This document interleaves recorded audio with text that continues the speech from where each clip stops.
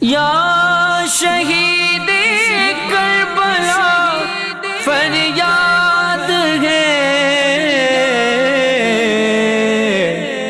نور چشم فاطمہ فریاد ہے۔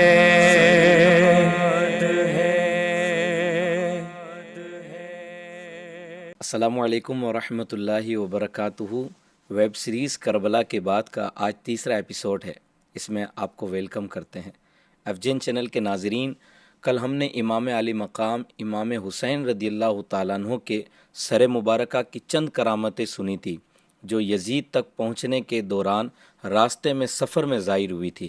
آج ہم سنیں گے کہ جب مدینے والوں کے پاس آپ رضی اللہ تعالیٰ عنہ کی شہادت کی خبر پہنچی تو مدینے والوں پر کیا گزری۔ FGN چینل کے ناظرین، یہ اس وقت کی بات ہے جب ابن زیاد نے امام حسین رضی اللہ تعالیٰ عنہ کو شہید کر دیا اور ان کا سر مبارکہ اس کے پاس آ چکا تھا، تو اس نے عبد الملک سلمی نامی ایک شخص کو بلا کر حکم دیا کہ تو خود مدینے جا اور عمر بن سعید کو قتل حسین کی خبر سنا۔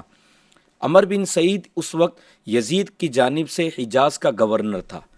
عبد الملک نے اس حکم کو ٹالنا چاہا، لیکن ابن زیاد کے سامنے اس کی کہاں چل سکتی تھی۔ اس نے اس کو جھڑک دیا اور کہا ابھی جا اور مدینے تک یہ خبر تو خود پہنچا، اور اس بات کا خاص خیال رکھنا کہ تجھ سے پہلے یہ خبر آگے نہ پہنچے۔ پھر ابن زیاد نے کچھ دینار بھی دیے اور تاکید کی کہ اس معاملے میں وہ بالکل بھی سستی نہ دکھائے۔ اس نے یہاں تک کہا کہ اگر راستے میں اونٹنی تھک جائے تو دوسری خرید لینا۔ عبد الملک ان ہدایات کے ساتھ روانہ ہوا اور مدینے جا پہنچا۔ مدینے میں پہنچا تو قریش میں سے ایک شخص ملا۔ اس شخص نے عبد الملک سے پوچھا کیا خبر لائے ہو؟ عبد الملک نے کہا خبر گورنر کو بتانے کی ہے۔ یہ سنتے ہی اس شخص کو سچویشن کا اندازہ ہو گیا۔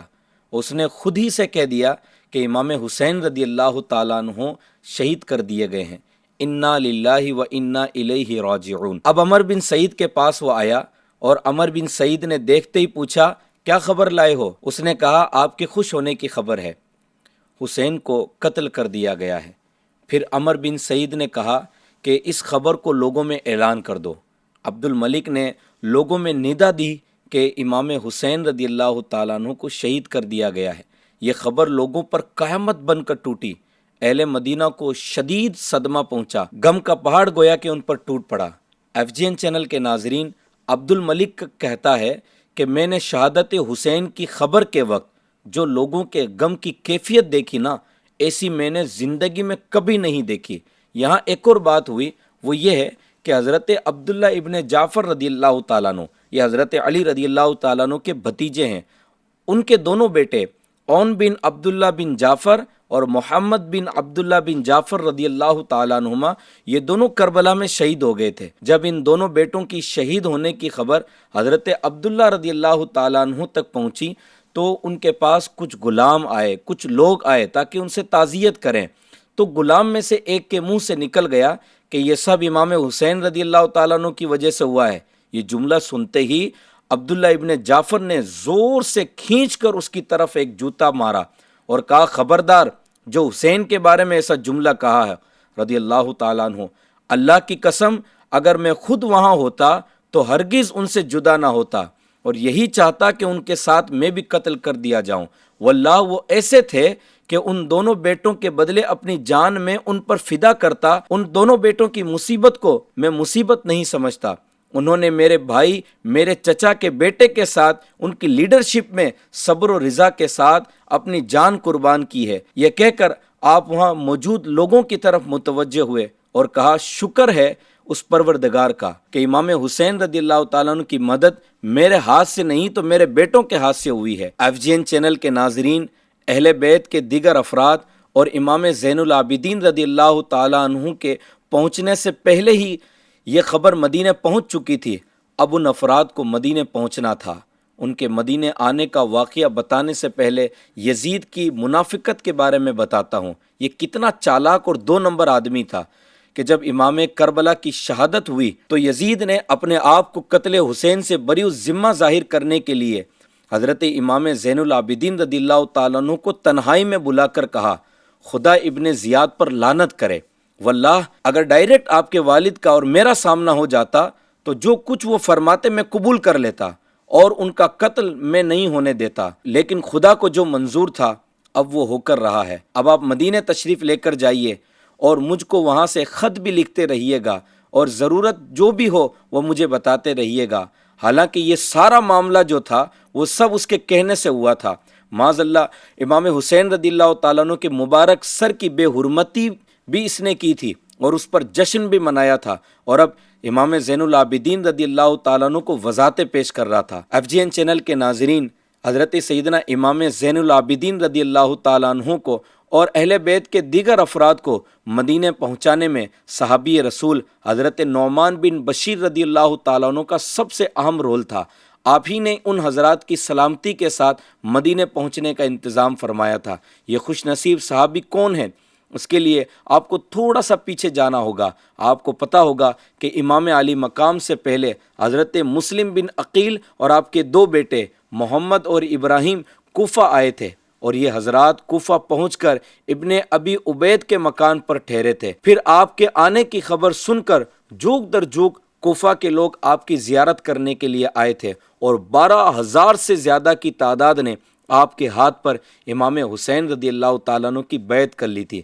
اہل عراق کی یہی عقیدت اور لگاؤ دیکھ کر پھر حضرت مسلم بن عقیل نے حضرت امام حسین رضی اللہ تعالیٰ عنہ کی جانب خط روانہ کیا، جس میں یہاں کے حالات کی اطلاع دی گئی تھی اور ریکویسٹ کی گئی تھی کہ آپ یہاں پر تشریف لے آئیں اور آپ کی ضرورت ہے، لہٰذا آپ جلدی تشریف لے آئیں تاکہ اہل عراق یزید کے ناپاک شر سے بچے رہیں اور امام حق کی بیعت سے فیض حاصل کر سکیں۔ اس وقت حضرت نعمان بن بشیر رضی اللہ تعالیٰ عنہ کوفہ کے گورنر تھے۔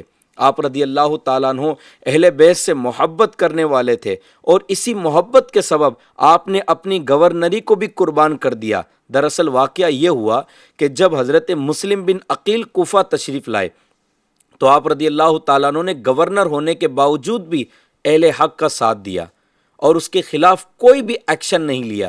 یہ دیکھ کر یزید کے ایک حمایتی، ایک چمچے نے آپ سے کہا، آپ کمزور ہیں، آپ کی آنکھوں کے سامنے شہر میں معاذ اللہ فساد ہو رہا ہے اور آپ کچھ نہیں کہہ رہے۔ آپ نے جواب میں ارشاد فرمایا، اللہ تبارک و تعالیٰ کی نافرمانی کروں اور مجھے طاقتور کہا جائے، اس سے زیادہ مجھے پسند یہ ہے کہ میں اللہ تبارک و تعالیٰ کی اطاعت کروں اور فرما برداری کروں اور مجھے کمزور کہا جائے۔ خیر، آخر جب مسلم بن یزید حضرمی اور عمارہ بن ولید نے یزید کو انفارم کیا کہ مسلم بن عقیل کوفہ میں تشریف لائے ہیں اور اہل کوفہ میں ان کی محبت اور عقیدت جوش مار رہی ہے، ہزارہا آدمی ان کے ہاتھ پر امام حسین رضی اللہ تعالیٰ عنہ کی بیعت کر چکے ہیں، اور انہوں نے یہ ساتھ یہ بھی کہا کہ نعمان بن بشیر نے اب تک کوئی بھی کارروائی ان کے خلاف نہیں کی ہے۔ جب یزید کو یہ بات پتہ چلی تو اس نے حضرت نعمان بن بشیر رضی اللہ تعالیٰ عنہ کو کوفہ کی گورنری سے معزول کر دیا، یعنی ہٹا دیا، اور ابن زیاد جو بڑا ہی بدبخت تھا، جو اس وقت اس کی طرف سے بصرہ کا گورنر تھا، اسے ان کا قائم مقام کر دیا۔ تو یہ تھے حضرت نعمان بن بشیر رضی اللہ تعالیٰ عنہ۔ خیر، آپ رضی اللہ تعالیٰ عنہ نے اپنی رسپانسبلٹی بڑی بہترین انداز میں سر انجام دی۔ آپ نے چند شامی سپاہی آپ کی خدمت کے لیے مقرر کر دیے۔ وہ شامی سپاہی رات بھر قافلے کے ساتھ اس طرح رہتے تھے کہ سارا قافلہ ان کی نگاہوں کے سامنے رہے اور آگے آگے چلیں۔ جب یہ لوگ اپنی سواری سے اترے تو ادب و احترام میں سائیڈ میں یہ لوگ کھڑے ہو جاتے تھے۔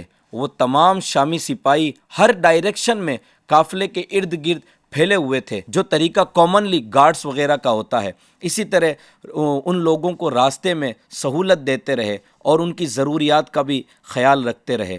ان کے ساتھ مہربانی سے پیش آتے ہوئے ان کو مدینہ میں داخل کروا دیا۔ حضرت سیدنا فاطمہ بنت علی رضی اللہ تعالیٰ عنہ نے اپنی بہن حضرت زینب رضی اللہ تعالیٰ عنہ سے کہا، پیاری بہن، یہ شامی مرد سفر میں ہمارے ساتھ بہت اچھے سے پیش آئے ہیں، لہٰذا انہیں کچھ انعام دے دیجئے۔ آپ نے کہا، اللہ کی قسم، میرے پاس اپنے زیور کے علاوہ کچھ بھی نہیں ہے جو انہیں انعام میں دے سکوں۔ حضرت فاطمہ نے کہا، اچھا، ہم دونوں اپنے زیور جو پہنے ہوئے ہیں وہی انہیں انعام میں دے دیتے ہیں۔ الغرض دونوں نے اپنے کنگن اتار کر ان شامی سپاہیوں کو بھجوا دیے، اس پیغام کے ساتھ کہ راستے میں جس خوبی کے ساتھ تم ہمارے ساتھ پیش آئے ہو، یہ اس کا بدلہ ہے۔ انہوں نے کہا ہم نے آپ لوگوں کی جو خدمت کی ہے اگر یہ دنیا کی لالچ میں کی ہوتی نا تو آپ کے زیور بلکہ اس سے بھی کم میں ہم خوش ہو جاتے، لیکن رسول پاک صلی اللہ علیہ وسلم کی آپ سے جو قربت ہے اس کے خیال میں کی ہے، انہوں نے زیور لینے سے انکار کر دیا۔ FGN چینل کے ناظرین، قافلہ مدینے پہنچ چکا تھا۔ مدینے والوں کے لوگوں کو واقعہ کربلا کی خبر پہلے ہی پہنچ چکی تھی۔ جب یہ لٹا ہوا قافلہ شہر میں داخل ہوا تو مدینے میں ایک کوہرام مچ گیا۔ غم کی شدت میں اہل مدینہ گھروں سے باہر روتے ہوئے نکل پڑے۔ قافلہ سیدھا نبی کریم صلی اللہ علیہ وسلم کے روضہ اقدس پر حاضر ہوا۔ حضرت امام زین العابدین رضی اللہ تعالیٰ عنہ کی نظر جیسے ہی روضہ رسول پر پڑی تو آپ بے اختیار رو پڑے اور صرف اتنا کہہ سکے، نانا جان اپنے نواسے کا سلام قبول کیجئے۔ FGN چینل کے ناظرین، آج کے لیے اتنا ہی۔ آگے کی تفصیلات انشاءاللہ عزوجل ہم اگلے ایپیسوڈ میں سنیں گے۔ تب تک کے لیے آپ اپنا خیال رکھیے گا۔ FGN چینل دیکھتے رہیے گا۔ السلام علیکم ورحمۃ اللہ وبرکاتہ۔ یا شہید کربلا فریاد ہے، نور چشم فاطمہ فریاد ہے۔